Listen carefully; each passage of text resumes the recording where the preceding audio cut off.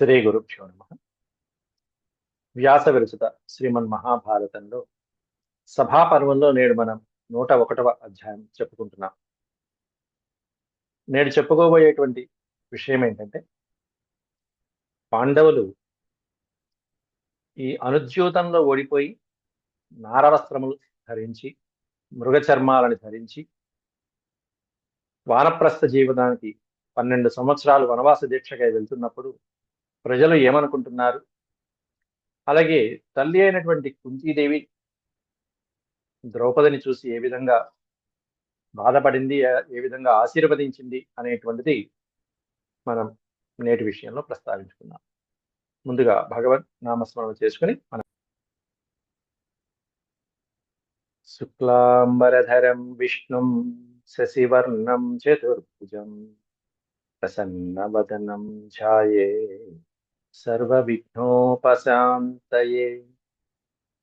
వ్యాసం వసిష్ఠనప్తారం శక్తే పౌత్రమకల్మషం పరాశరాత్మజం వందే సుఖతాతం తపోనిధిం. వ్యాసాయ విష్ణురూపాయ వ్యాసరూపాయ విష్ణవే నమో వై బ్రహ్మనిధయే వాసిష్ఠాయ నమో నమః. నారాయణం నమస్కృత్య నరం చైవ నరోత్తమం దేవీం సరస్వతీం వ్యాసం తతో జయముదీరయేత్. సభాపర్వం, అందులో 101వ అధ్యాయం. ఇప్పటి వరకు మనం దాదాపు 15,400 శ్లోకాలు పూర్తి చేసుకున్నాం. ఈ అధ్యాయంలో కూడా మనం 20 శ్లోకాలు పూర్తి చేసుకున్నాం. గత పాఠంలో ఆ పాండవులు తమ యొక్క ఆ మాయాద్యూతం జరిగినటువంటి సభ నుంచి బయటకు వచ్చారు. బయటికి వస్తున్నప్పుడే ప్రజలందరూ, ఎందుకంటే ఆ సభా ప్రాంగణంలో కూడా ప్రజలు ఉన్నారు, ఆ ప్రజలందరూ చూస్తున్నారు ఎలా ఉన్నారు, పాండవుల్ని దగ్గరగా చూశారు. ఈ విధంగా చక్కటి పట్టు వస్త్రాలతో అలంకరించబడి అనేకమైనటువంటి ఆభరణాలతో చక్కగా కళకళలాడిపోతూ ఉంటూ రాజలాంఛనాలతో ఛత్ర చామరాదులతో ఉన్నటువంటి పాండవులు ఇప్పుడు నారవస్త్రములతో మృగచర్మాలను ధరించి బయలుదేరుతున్నారని, పాండవులు ఎక్కడ ఉంటే మనం అక్కడే ఉందాం, వాళ్ళు అరణ్యంలో ఉంటే ఆ అరణ్యమే మనకి నగరం లాంటిది, వాళ్ళు లేని నగరం మనకి వనం లాంటిది, కాబట్టి మనం వాళ్ళతోనే వెళ్దాం, కాబట్టి మన ముఖ్యమైనటువంటి ధనాన్ని, బంగారాన్ని, వస్తువుల్ని మాత్రమే తీసుకుని మనం వాళ్ళతో వెళ్ళిపోదాము, మన ఇళ్ళు వాకిళ్ళు మొత్తం అంతా సర్వనాశనం అయిపోయి ఏం కావాలి. అట్లాంటి ఆ నగరానికి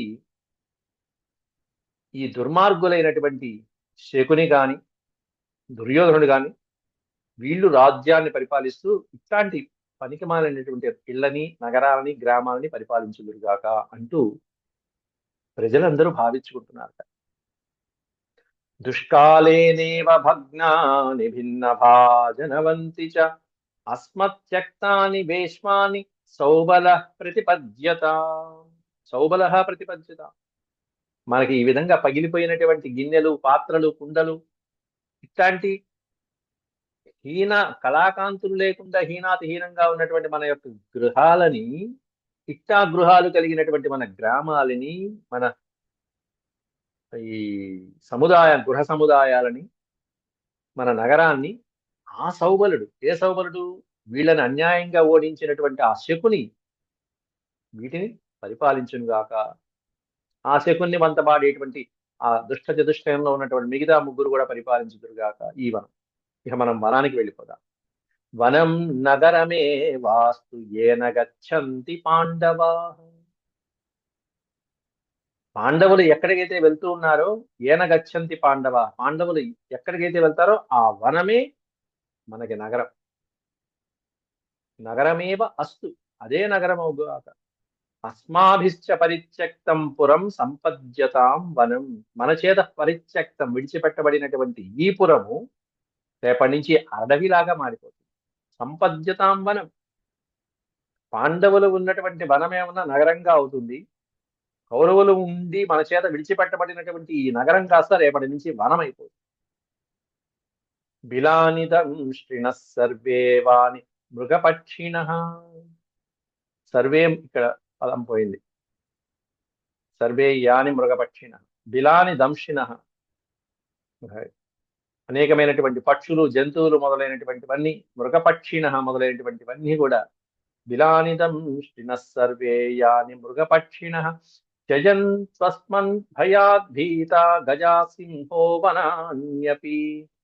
మనం ఎప్పుడైతే వనంలోకి ప్రవేశిస్తామో పాండవుల సహాయంగా, పైగా భీముడు అర్జునుడు మొదలైనటువంటి పురుష సింహాలు ముందు నడుస్తూ ఉంటే, ఈ పురుష సింహాలను చూసి మృగంలో ఉండేటువంటి సింహాలు, గజాలు, ఏనుగులు ఇవన్నీ కూడా భీతా, భయపడిపోయి అవన్నీ కూడా వనాన్ని వదిలిపెట్టేసేయాలి.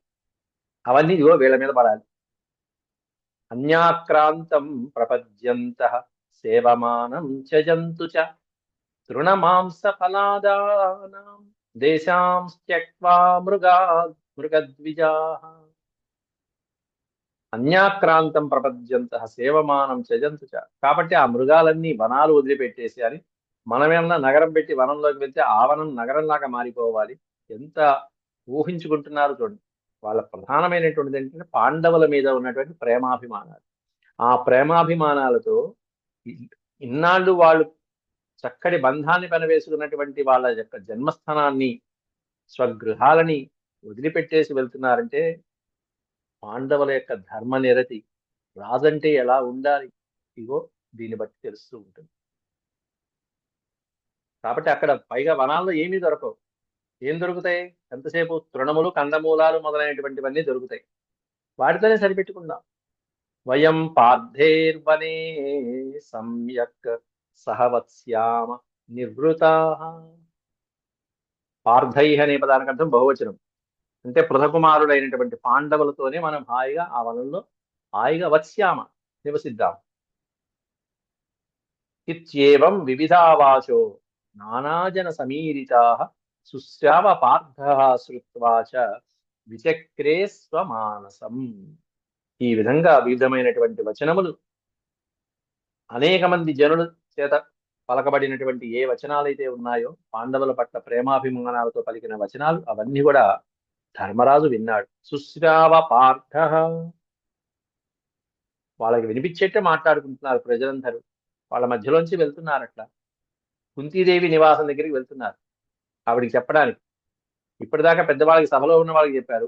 అక్కడి నుంచి పెద్దవాళ్ళకి వాళ్ళ అనుజ్ఞ తీసుకోవడానికి వాళ్ళ యొక్క అంతఃపురాలు ఉన్నటువంటి ప్రదేశాలకి వెళ్తున్నారు. ఆ వెళ్లే మార్గంలోనే ప్రజలు కనిపించారు. సుశ్రావ పార్థశ్రుత్వాచ విచక్రే స్వ మానసం. అవన్నీ విని ధర్మరాజు తన యొక్క మనసులో అనుకుంటున్నాడు, ఏమ చక్కగా నిరాడంబరంగా తలదించుకుని అట్లా వెళ్ళిపోతున్నాడు. చాలా నిరాడంబరంగా, ఏం పట్టించుకోవట్లేదు ఇవన్నీ. ఎందుకంటే ప్రజలు అలా అంటారు, వాళ్ళు మన మీద ఉన్నటువంటి అభిమానం అది. ఆ అభిమానంతో వాళ్ళు అంటూ ఉంటారు అనేటువంటిది ప్రజలు అనుకుంటున్నటువంటి ఏమీ పట్టించుకోకుండా బాధలు, తనకి విధి, దైవం అనుకూలించలేదు అనుకోవటం, కానీ తన ధర్మం తాను నిర్వర్తిస్తున్నాను కదా అనేటువంటి సంతోషంతో వెళ్తున్నాడు అట్లా. అది ధర్మరాజులో ఉండేటువంటి పెద్ద సుగుణం అది. అట్లా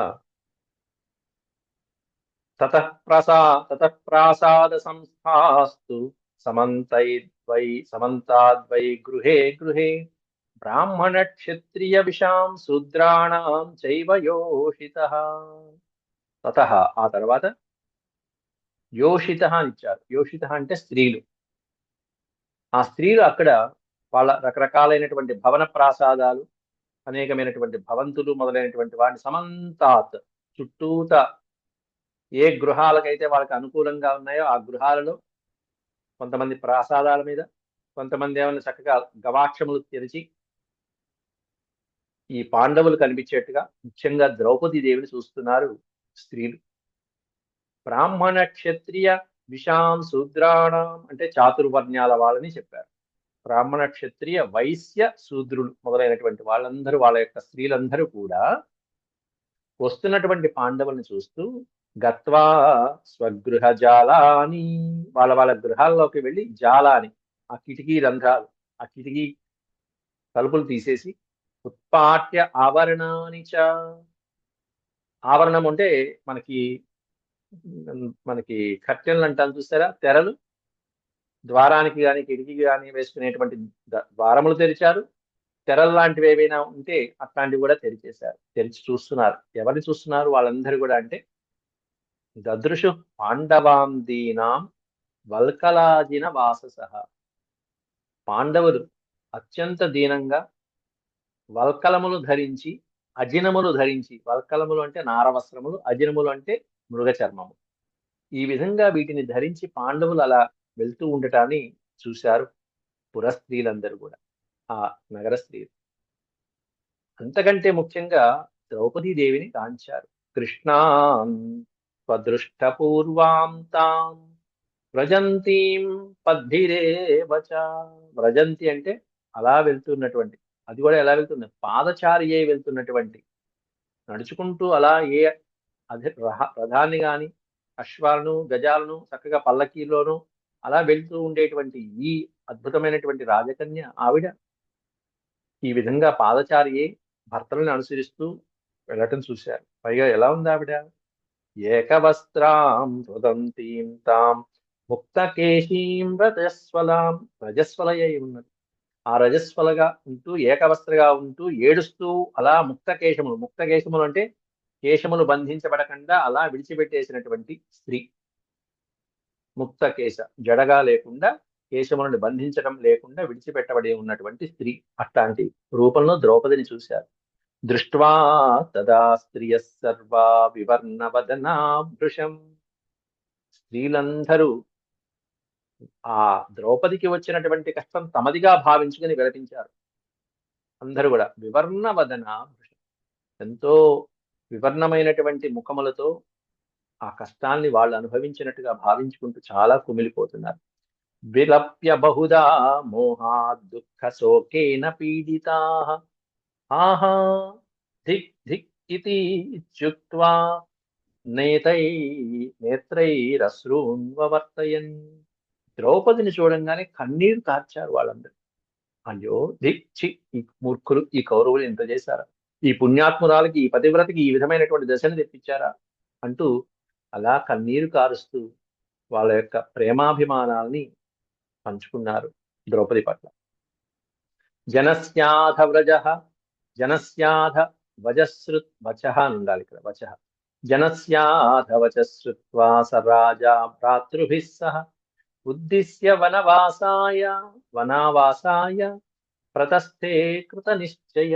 ఈ విధంగా జనుల యొక్క వచనాలు వింటూ రాజైనటువంటి యుధిష్ఠిరుడు సోదరులతో పాటుగా, భ్రాతృభిః సహ సోదరులతో పాటుగా, ఉద్దిశ్య వనవాసాయ ప్రతస్థే, వనవాసం కోసం అలా తాను బయలుదేరటం జరిగింది. ప్రతస్థే అంటే బయలుదేరడం. ఇలా బయలుదేరుతూ ఉంటే మగవాళ్ళు ఒక పక్కన ఈ విధంగా వెళ్తూ ఉంటే వెనక నడుస్తున్నటువంటి ద్రౌపదీదేవి ఆ కుంతీదేవి నివాసం దగ్గరికి రాగానే కుంతీదేవి కూడా ఈ పాండవుల్ని, ముందుగా ద్రౌపదీదేవిని చూసి ఆ ద్రౌపదీదేవితో సంభాషించడం జరుగుతుంది. ద్రౌపదీదేవి పెద్దవాళ్ళకి నమస్కారం చేయడం, వాళ్ళ యొక్క సంభాషణ అనేది ఎలా ఉన్నది అనేటువంటిది ఇప్పుడు చూద్దాం. శ్రీ వైశంపాయన ఉవాచ తస్మిన్ సంప్రస్థితే కృష్ణ పృథాం ప్రాప్య యశస్వినీం అపృచ్ఛత్ భృష దుఃఖార్త యాశ్చాన్యాస్తత్ర యోషితః, యాశ్చాన్యాస్తత్ర యోషితః. ఎప్పుడైతే వీళ్ళు వనవాసానికి బయలుదేరారో ఆ బయలుదేరుతున్నప్పుడు పెద్దదైనటువంటి కుంతీదేవి ఆ కుంతీదేవి దగ్గరికి వెళ్ళి ఇట్లా వనానికి వెళ్తున్నప్పుడు వాళ్ళ ఆజ్ఞ తీసుకోవడం అనేటువంటిది జరుగుతుంది. ఆమె ఆజ్ఞని కోరుకుంటూ బయలుదేరారు. బయలుదేరి అపృచ్ఛ భృష దుఃఖార్త. భృష దుఃఖార్త అంటే ఎంతో దుఃఖంలో ఉన్నటువంటి స్త్రీ ఆవిడ. కొడుకులకి ఈ విధమైనటువంటి దశ పట్టిందని ఆవిడే బాధపడుతున్నది. భర్తలకి ఈ విధమైనటువంటి కీడు లభించింది అని చెప్పి పాపం ద్రౌపది బాధపడుతున్నది. అట్లాంటి ఆవిడ. తతో నినాదస్సు మహాన్ పాండవాంతఃపురే అభవత్ కుంతీ చ భృష సంతప్త ద్రౌపదీం ప్రేక్ష్య గచ్చతీం. అలా భర్తలతో పాటుగా వెళ్తున్నటువంటి ద్రౌపదిని చూసి అక్కడ ఉన్నటువంటి ఆ స్త్రీలు ఎవరైతే ఉన్నారో ఆ పుర స్త్రీలు, అంతఃపుర స్త్రీలు, ఆ వాళ్ళందరికీ కూడా ద్రౌపది ఒక్కసారి నమస్కారం పెట్టేటప్పటికి వాళ్ళందరినీ కౌగిలించుకుని ఒక్కసారిగా ఆలింగనం చేసుకుని ఆత్మీయంగా నమస్కారం చేసేటప్పటికి పెద్దవాళ్ళందరికీ వాళ్ళందరూ ఎంతో శోకవిహ్వలులైపోయారు, బాధపడిపోయారు. ఆ బాధలో శోకవిహ్వలయావాచ కృచ్ఛ్రాద్ వచనమబ్రవీత్.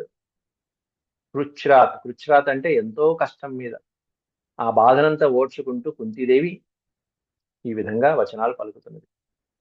వత్సే, హే వత్సే, అమ్మాయి, కోడల, వత్సే శోకో నతే కార్య ప్రాప్యేదం వ్యసనం మహత్ స్త్రీధర్మాణమభిజ్ఞాసి శీలాచారవతీ తథా.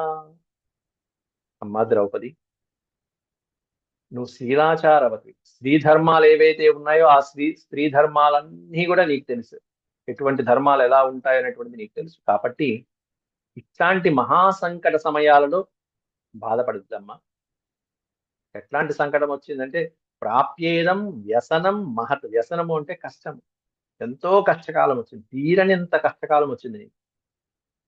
కానీ నువ్వు ధర్మాత్మురాలు, ధర్మపరాయణురాలు.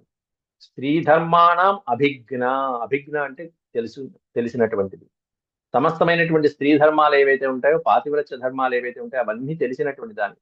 శీల ఆచారవతి, చక్కటి ప్రవర్తనతో ఉండేటువంటి ఆచార ప్రవర్తనలన్నీ కలిగిన దాని, సాంప్రదాయం కలిగిన దాని. అట్లాంటి నీకు నేనేం కొత్తగా చెప్పక్కర్లేదు కదా. నత్వాం సందేష్టుమర్హామి భర్తॄన్ ప్రతి శుచిస్మితే సాధ్వీ గుణ సమాపన్న భూషితం తే కులద్వయం. నీ రాకతో కులద్వయం భూషితం. ఇటు మా కులము, అటు మీ కులము, రెండు కులాలు కూడా చక్కగా అలంకరించబడ్డాయి, కీర్తి ప్రతిష్టలతో అలలాడుతున్నాయి, శోభాయమానంగా ఉన్నాయి నీ యొక్క రాకతో. నీ వలన మా కులాలనేటువంటి పావనమైనవి అన్నట్టుగా అత్తగారు కోడల్ని చూసి ఎంత చక్కగా పలుకుతుందో చూడండి. నువ్వేమన్నా పతివ్రతవి, చక్కటి సద్గుణాల సంపత్తితో కలిగినటువంటి దానివి. కాబట్టి నీ పతి యొక్క కులము అంటే నీ భర్తల యొక్క కులం ఏదైతే ఉంటుందో అటు అద్భుతమైనటువంటి కురువంశము, నీ తండ్రి యొక్క కులం ఏదైతే ఉంటుందో ఆ ద్రుపద కులము, ఆ ద్రుపద కులానికి కూడా చక్కటి కీర్తి ప్రతిష్టను అందిస్తున్నావు తల్లి అంటూ మెచ్చుకున్నది కుంతీదేవి అక్కడ. సభాగ్యా కురవశ్చేమే ఏన దగ్ధాస్త్వయా నఘే అరిష్టం వ్రజపంథానం మదనుధ్యాన బృంహిత. అట్లాంటి నీవు ఈ విధమైనటువంటి కష్టాలు, ఈ విధమైనటువంటి బాధలు పడ్డావు కౌరవుల కారణంగా. ఇంకా చెప్పాలంటే సభాగ్య కురవశ్చ ఇమే అని చెప్తున్నది ఇక్కడ. అద్భుతమైనటువంటి మాట వాడింది ఇక్కడ. కౌరవులు ఎంత అదృష్టవంతులమ్మా అని చెప్పి కుంతీదేవి కౌరవుల్ని ప్రశంసిస్తున్నది. ప్రశంసించడం కాదు, ఒక రకంగా అదృష్టవంతులని అనుకుంటున్నది. సభాగ్యా కౌరవ, ఆ కౌరవులందరూ ఎంత అదృష్టవంతులు. ఎందుకుని? ఏన దగ్ధా స్వయా నఘే, నీ నువ్వు అట్లాంటి సమయాలలో వాళ్ళు నిన్ను బాధ పెట్టినటువంటి సమయంలో నీ పాతివ్రత్య మహిమతో వాళ్ళని దగ్ధం చేసేటువంటి శక్తి కలిగి ఉండి కూడా నీ చేత వాళ్ళు దగ్ధం కావడం లేదంటే వాళ్ళు ఎంత అదృష్టవంతులో కదా. ఇది ద్రౌపదీదేవి యొక్క పాతివ్రత్య మహిమని కుంతీదేవి స్పష్టం చేసింది ఈ శ్లోకంలో. కాల్చి బూడిద చేయగలిగినటువంటి పాతివ్రత్యం ద్రౌపదికి ఉంది అనేటువంటి ఈ శ్లోకం అనేటువంటి నిర్ధారించవచ్చు. ఈ శ్లోకంతో మనం ఆధారంగా చెప్పవచ్చు. నీ క్రోధాగ్నితో ఆ కౌరవుల్ని కూడా కాల్చి బూడిద చేసేటువంటి శక్తి నీకుందే. అలా చెయ్యలేదు అంటే వాళ్ళంత అదృష్టవంతులు కదా, వాళ్ళు మహాభాగ్యశాలులు అయ్యారు. అట్లాంటి పాతివ్రత్య ధర్మాన్ని అనుసరించేటువంటి నీ మార్గం అనేటువంటిది ఎల్లప్పుడూ సుగమంగా ధర్మంగా ఉండుగాక అని దీవిస్తున్నది ఇక్కడ కుంతీదేవి. అరిష్టం వ్రజబంధానం. బంధానం అంటే మార్గం. నువ్వు వెళ్ళేటువంటి మార్గంలో, నీ భర్తలను అనుసరించి నువ్వు వెళ్ళేటువంటి ధర్మ మార్గంలో అరిష్టం వ్రజ, కష్టాలనేవి తొలగిపోయి మంగళకరమైనటువంటి శుభం అనేటువంటిది నీకు జరుగుగాక.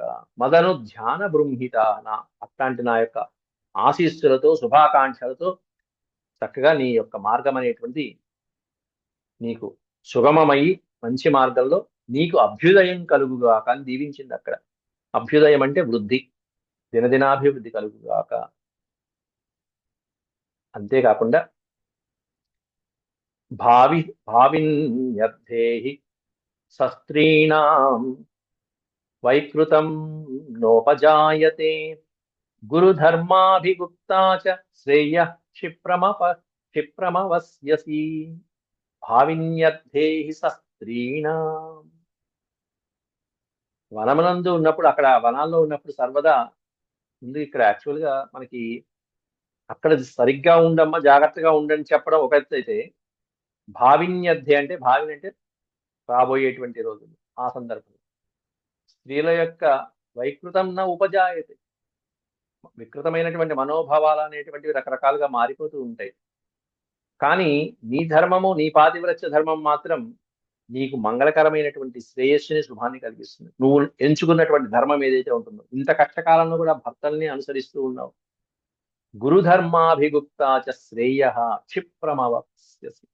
తప్పకుండా దీనికి సంబంధించినటువంటి శుభాన్ని నువ్వు పొందుతావు తల్లి. ఈ ధర్మాన్ని నువ్వు నమ్ముకున్నావు, ఈ ధర్మం వల్ల నీకు శుభం తప్పకుండా కలుగుతుంది అని చెప్పి కుంతీదేవి, ఆ కుంతీదేవికి ఇష్టమైనటువంటి బిడ్డ ఒకడున్నాడు, అతడి గురించి జాగ్రత్తగా చెప్తుంది. సహదేవుడు జాగ్రత్తగా చూసుకోమ్మ సహదేవుణ్ణి, నా చిన్న బిడ్డ. సహదేవశ్చ మే పుత్ర సదావేక్ష్యో వనే వసన్. వనవాస సమయంలో 12 సంవత్సరాలు, 1 సంవత్సరం అజ్ఞాతవాసం. ఆ వనవాస సమయంలో సహదేవుడు నా పుత్రుడు సదా ఆవేక్ష్య. ఆవేక్ష అంటే జాగ్రత్తగా చూసుకోదగినటువంటి వాడు, నీ చేత జాగ్రత్తగా సంరక్షించబడుగాక. ఆ సహదేవుడి యొక్క మంచి చెడులు, యోగక్షేమాలు అవన్నీ కూడా నువ్వు తప్పకుండా చూసుకుంటూ ఉండమ్మా. యదేదం వ్యసనం ప్రాప్య. వ్యసనము అంటే కష్టకాలం, సుఖ దుఃఖాలు, కష్ట సుఖాలు ఎప్పుడైనా కలిగినప్పుడు జాగ్రత్తగా వాడిని చూసుకుంటూ ఉండు. యదేథేతం వ్యసనం ప్రాప్య నాయం సీదేన్మహామతి. నా అయం సీదేన్ మహామతి అంటే బుద్ధిమంతుడు. బుద్ధిమంతుడైనటువంటి ఆ సహదేవుడు నా సీదేత్, వాడు దుఃఖపడకుండా ఉండేట్టు చూడు, వాడు బాధపడకూడదు అని కుంతీదేవి చిన్నవాడి మీద ప్రేమ తల్లికి ఉంటుందన్నట్టుగా ఆ సహదేవుని జాగ్రత్తగా చూడమ్మా అని ద్రౌపదికి అప్పగించి పంపిస్తుంది తల్లి ప్రేమ. శ్రీ వైశంపాయన ఉవాచ. ఈ విధంగా ద్రౌపదికి చక్కగా చెప్పవలసినటువంటి మాటలు చెప్పిన తర్వాత ద్రౌపది ఏ విధంగా ఆ అత్తగారికి నమస్కారం చేసింది మొదలైనటువంటివన్నీ రేపటి పాఠం నుంచి మళ్ళీ చెప్తున్నాం. అంతవరకు సెలవు. ఓం శాంతి శాంతి శాంతి. యదక్షర పద భ్రష్టం మాత్రాహీనం చ యద్భవేత్ తత్సర్వం క్షమ్యతాం దేవనారాయణ నమోస్తుతే. సర్వం శ్రీకృష్ణార్పణమస్తు. హరి ఓం.